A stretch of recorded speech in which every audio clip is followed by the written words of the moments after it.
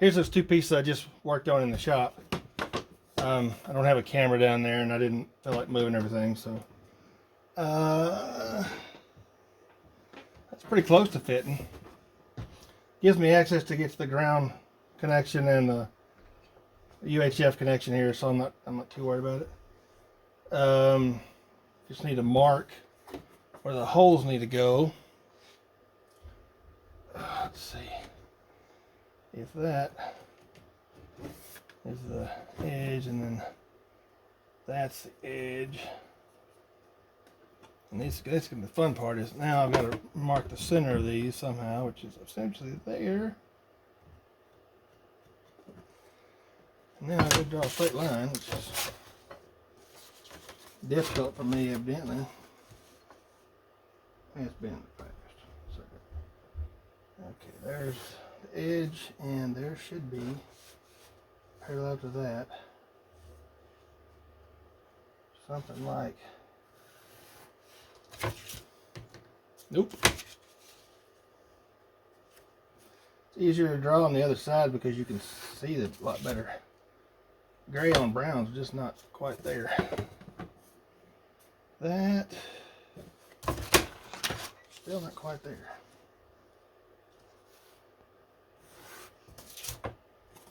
That's better.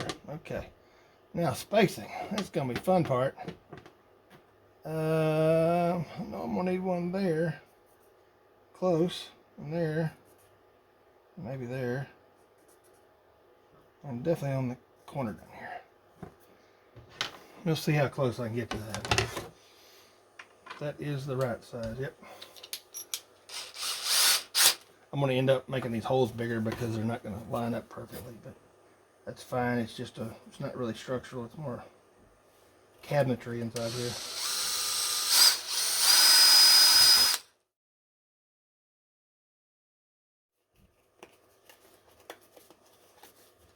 Yeah, usually with wood you can tape the back side of it to prevent tear out, but with this masonite, with this this laminated top, it's just going to make a mess even if you tape it. Now, if I can find a couple of holes that halfway line up. Oh, joy, that's not big enough. Well, here goes the watering.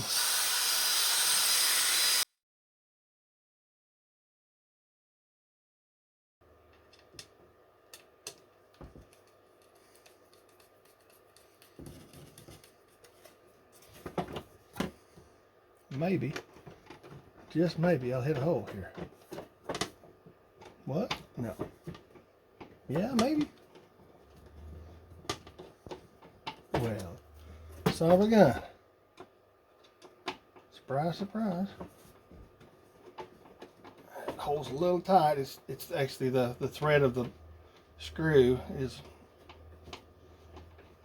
threading the masonite, which is not handy, but it's eventually going to pull in there, which will work it enough. So, and I can see daylight through there, so evidently they're lined up somewhat. This will add some structural rigidity between, across here, but there's not going to be a whole lot of load on this cabinet. But so now I need to go and drill a couple of holes up here. And I like to thread those 1032.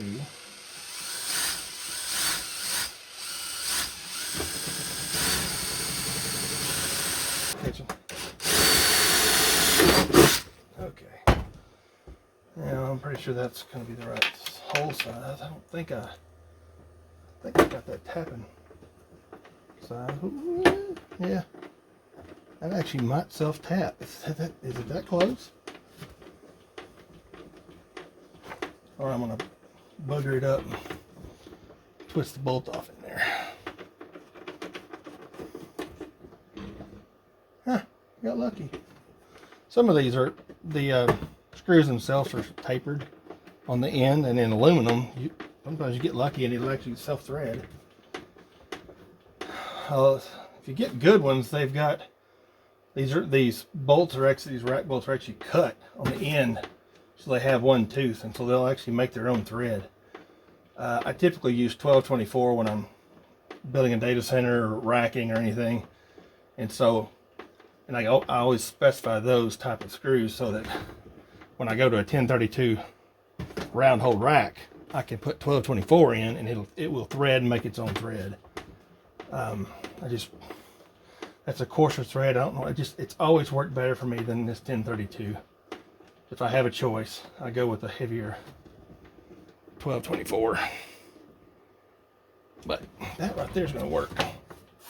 Now the only issue is I should not be able to reach up in here. So shelf's not deep enough, but I can fix that with a scrap of wood in here. I want to have that anyway because, yeah, to keep the cheap tripod.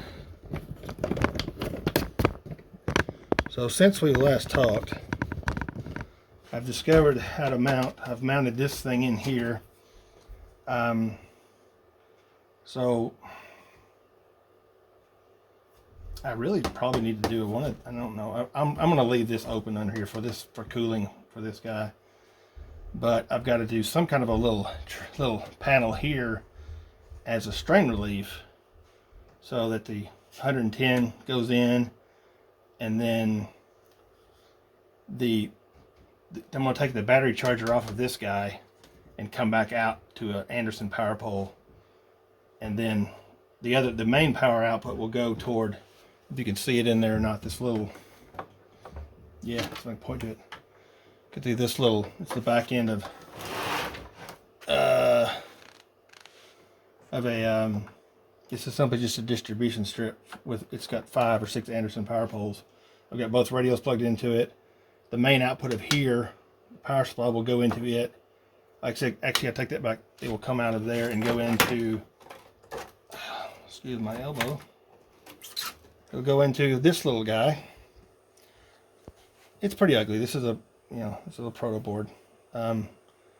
Going to clean this up and put some terminals on it. Or actually, I'm going to solder some heavy gauge wires on here, and then I will probably come back and beef these up a little bit with some solder. I don't know. I may not. So essentially, this is 6. What are these? 2.5 volt, 3.3 farad super caps, and I've seriesed them together so they share 13 or 14 volts will be shared across 6 plates. So essentially you divide that voltage by 6. And I'm going to be about 2 volts per cap. 2.2 volt or 2.1 volts. Certainly below the 2.5 volts per cap that they're rated for. And it divides my capacitance is 3.3. You probably can't read that on there. Anyway. If I can position it right, everything's backwards in the camera. And of course it won't focus because that 3.3 divided by 6 comes out to right at 0.5. So it's essentially a 14 volt, half a farad cap. I will feed it, am I right? I'll feed it here and here. So here's my ground lead. There's my input lead, and then this is my output, and then I'll use the common ground.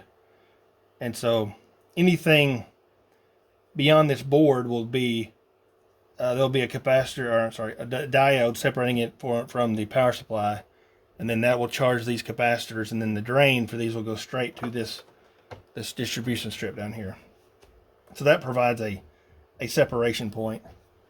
And when my radios, if I'm transmitting on 100 watts, when this big one comes on, like the fan comes on or something, and it needs an extra little bit of juice, then these caps will supply that instead of, or when you modulate it, depending on when I start talking, it's going to start pulling more current. The instantaneous current, these caps will filter and maintain that. So I've got plenty of clean power going into these guys. Mainly this guy. The VHF's not too bad. It's just 50 watts. But the HF it's bigger. It's got a bigger fan. It's got more computing power on it. It's literally more of a computer married to a radio. And one thing I've got to do on this back panel is I'm going to have to pull. Well, I can get to everything back here, plugging stuff in. So that's why I've left this open. I won't really need to. I'll plug in a USB here and run it around underneath here to the front. I can run with my laptop. I can run waterfall. I'll show you when I'm actually operating. I can do all kinds of things from my laptop. I can essentially do everything but talk and key the mic through the laptop, which I think I probably could make that. I probably could do that if I really tried. But anyway.